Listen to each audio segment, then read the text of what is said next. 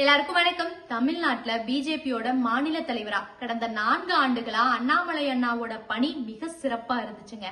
ஆனா ஒரு சில காரணத்தினால இப்போ அவரு மாநில தலைவரா தொடர முடியல.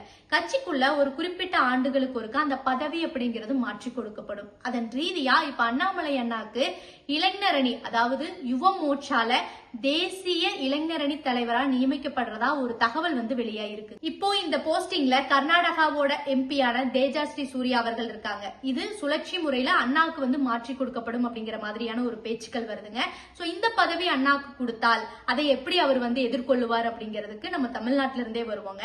தமிழ்நாட்டுல மாநில தலைவருக்கு இவ்வளவு ஒரு பவர் இருக்கு அப்படிங்கறத அண்ணாமலை அண்ணா மூலமா நம்ம நல்லா தெரிஞ்சுக்கிட்டோங்க.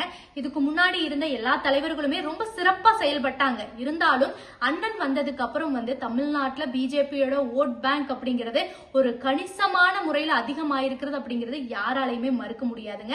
ஏன்னா அவருடைய அந்த பேச்சா இருந்தாலும் சரிங்க, அவர் பண்ற ஒவ்வொரு செயல்களா இருந்தாலும் சரி, மீடியாவை ஹேண்டில் பண்ற அந்த விதம். ஏன்னா மீடியா அப்படிங்கிறது ஒரு பெரிய தலைவர்களை கூட ஒண்ணுமே இல்லாம ஒரு காமெடி மாதிரி ஆக்கிடுவாங்க. அதெல்லாம் இல்லாம அண்ணன் கொடுக்கிற ஒவ்வொரு பதில்களும் ஒவ்வொரு இளைஞர்களுக்கும் ஓகே இந்த மாதிரி விஷயங்கள் எல்லாம் இருக்கா அப்படின்னு தெரிஞ்சுக்க முடியுது. இங்க ஆட்சியில இருக்கிற ஒரு பெரும் தலைவர்களுடைய குற்றங்களையும் அவங்க செய்யக்கூடிய ஊழல்களையும் தைரியமா சுட்டி காட்டுறாரு. ஐயோ நாளைக்கு என்ன பிரச்சனை வரும் அப்படிங்கறத யோசிக்காம இன்னைக்கு இதுதான்ப்பா தப்பு, அதை நான் சொல்லுவேன் அப்படின்னு தைரியமா சொல்லும் போதே யங்ஸ்டர்ஸ் எல்லாருமே நிறைய பேர் அரசியலா அது வேண்டாம் அப்படின்னு நினைக்கிறவங்க எல்லாமே இல்லப்பா அரசியல் பண்ணலாம், இப்படியும் அரசியல் பண்ணலாம் அப்படிங்கறத அண்ணன் மிகவும் மிகவும் தெளிவா தமிழக மக்கள் மனசுல பதிய வச்சிருக்கிறாரு. அது கண்டிப்பா மறுக்க முடியாத ஒரு உண்மை. முதல் கவனம், அந்த ஃபர்ஸ்ட் இம்ப்ரெஷன் அப்படிங்கறது அண்ணாமலை அண்ணாட்ட ஒரு ஐபிஎஸ் அதிகாரி திரும்ப அந்த வேலையெல்லாம் விட்டுட்டு அரசியலுக்கு வந்திருக்கிறாரு. ஏன்னா ஐபிஎஸ் அப்படிங்கிறது நம்ம நினைச்சதையும் ஆக முடியாதுங்க. அதுக்கு பின்னாடி எத்தனையோ ஆண்டுகளுடைய கடின உழைப்பு அப்படிங்கிறது வேணும்.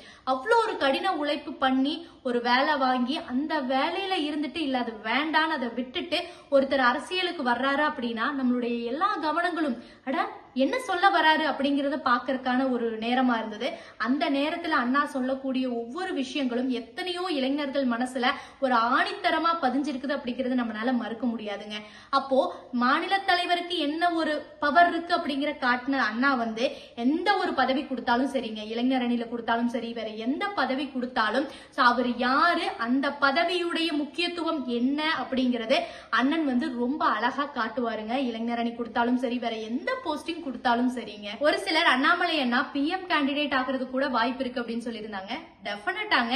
ஏன்னா அண்ணாமலை அண்ணாக்கு இருக்கிற அந்த திறமைக்கும் அவருடைய டேலண்ட் அந்த வேகத்துக்கும் கண்டிப்பா ஒரு நாள் அவர் பிஎம் ஆகிறதுக்கான வாய்ப்புகள் 100% இருக்குங்க. நடந்துச்சு அப்படின்னா நம்ம தமிழ்நாட்டில இருந்து ஒரு பிஎம் அப்படிங்கிறது நமக்கு பெருமைதாங்க. நம்ம அதையும் ஒரு நாள் சொல்லுவோம் அப்படின்னு நம்பலாம். அண்ணாமலை அண்ணாக்கு எந்த பொறுப்பு கொடுத்தாலும் அந்த பொறுப்போட முக்கியத்துவம் என்ன அப்படிங்கறத மக்கள் கிட்ட ரொம்ப வேகமா ரொம்ப எளிமையா கொண்டு சேர்த்துவாருங்க.